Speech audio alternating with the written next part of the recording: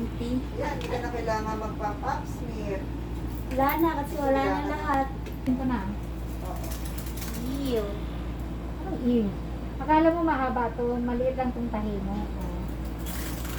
Ay, Akala mo hanggang doon sa taas. Dahil sa balahibo ko nga, masakit ako naman kasi sa balahibo ko. Oo, sige na.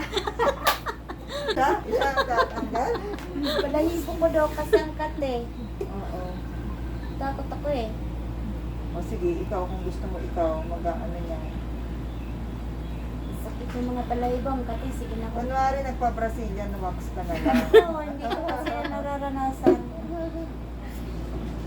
Kaya. Ayan. Okay. Akin na. Tingnan natin ha.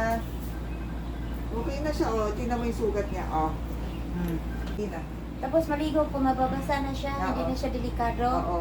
Meron lang ako iaano sa iyo kung ano yung gamot, sabon na bang gagamit mo dito. Yung Gynepro, yung parang panghugas feminine wash yun eh. Diba? Meron yung kahit sa mga mercury o kaya sa grocery. Gynepro yung pangalan. Kasi chlorhexidine siya, antiseptic. So kapag nahugas, para mo na rin siya nililinis. Yung, ngayon lalagyan ko lang ngayon, ha? Pero sa bahay, kahit wala na, ha? Mahirap pa yung nakatakip parati para matuyo na siya ng tuloy. May picture ka na. Opo. Pinakita ni Doc sa amin. Kaya kailangan talaga may bantay. Si Doktora ang pangarap. Meron yun, Diyos ko. Meron ako nun.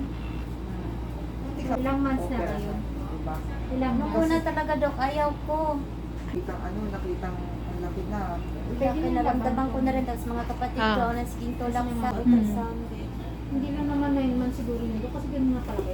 Laki, dahil pa ng CS eh. Di ba? Dapat ka nito. Ay, Oh,